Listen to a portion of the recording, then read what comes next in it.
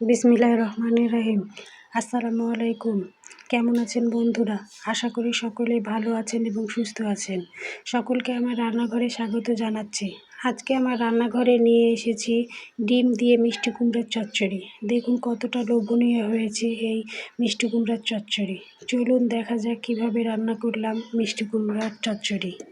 মিষ্টি কুমড়ার চচ্চড়ি রান্না করার জন্য এই যে আমি একটি মিষ্টি কুমড়ার অর্ধেকখানি নিয়ে নিয়েছি। এখন এই মিষ্টি কুমড়াকে আমি সুন্দরভাবে কেটে নিব। এই যে এখানে আমি সব কিছু রেডি করে নিয়েছি। যে মিষ্টি কুমড়াকে সুন্দর করে কেটে নিয়েছি, এখানে পেঁয়াজ কেটে নিয়েছি, 3টা ডিম সিদ্ধ করে ছিলে নিয়েছি, আর এখানে টমেটো কুচি ও কাঁচামরিচ নিয়ে নিয়েছি।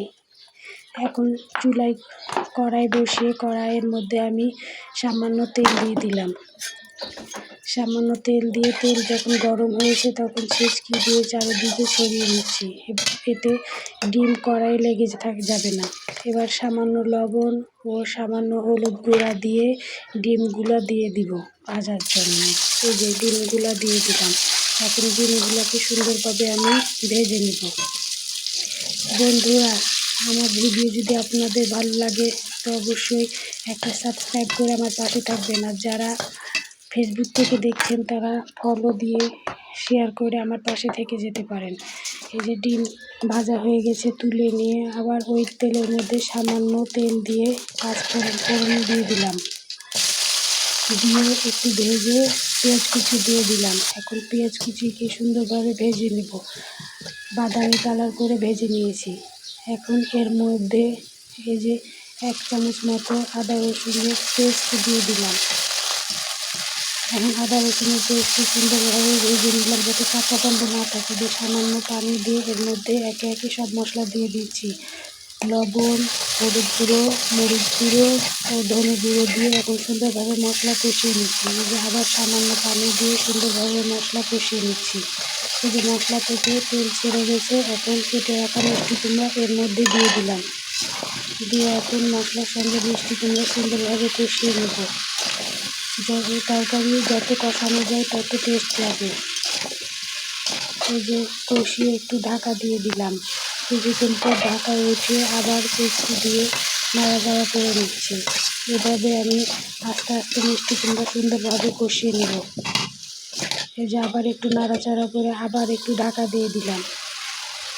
এই যে দেখুন মিষ্টি কুমড়াতে একটুখানি পানি ছেড়ে গেছে।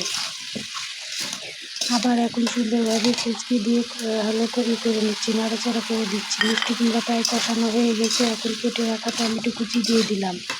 দিয়ে এখন মিষ্টি কুমড়া টমেটোও সুন্দরভাবে কষিয়ে নিচ্ছে। যে টমেটোও কষিয়ে নেওয়া হয়ে গেছে, মিষ্টি কুমড়াও কষিয়ে নেওয়া হয়ে গেছে। এখন এর মধ্যে আমি গরম পানি দিয়ে দিলাম। এই যে গরম পানি দিয়ে একটু নাড়াচাড়া করে ঢাকা দিয়ে দিব। এই যে ফ্লেভারের জন্য উপর থেকে 4টা কাঁচামরিচ দিলাম, দিয়ে ঢাকা দিয়ে দিলাম। কিছুক্ষণ পর ঢাকা উঠিয়ে একটু নাড়া দিয়ে দিব, মানে নিচ থেকে একটু নাড়া দিব যেন নিচে লেগে না যায়। এই জন্য নিচ থেকে একটু নাড়া দিয়ে দিলাম। এখানে আমি চিনির বদলে গুড় ব্যবহার করেছি যেন একটু মিষ্টি মিষ্টি লাগে। মিষ্টি কুমড়াটা একটু মিষ্টি ছিল, তারপরেও আবার একটু মিষ্টি দিলাম। ওপর থেকে জিরা গুঁড়া ছড়িয়ে দিলাম। দিয়ে আবার একটু নাড়া দিব। দিয়ে এই যে ডিম দিয়ে দিলাম। ডিম ভেজে রেখেছিলাম, সেই ডিমগুলো দিলাম। দিয়ে নাড়া দিয়ে দিচ্ছি। এই যে সুন্দরভাবে নাড়াচাড়া করে আবার কিছুক্ষণ ঢাকা দিয়ে রাখবো। এই যে কিছুক্ষণ পর ঢাকা উঠিয়ে দেখুন শুধু নিচটা আমি ছেঁচকি দিয়ে হালকাভাবে নিয়ে দিচ্ছি। এতে মিষ্টি কুমড়াগুলো গোটা গোটা থাকবে এবং চচ্চড়িটা সুন্দর হবে। এই জন্য খালি আমি নিচ থেকে হালকা হাতে নাড়া দিয়ে দিচ্ছি।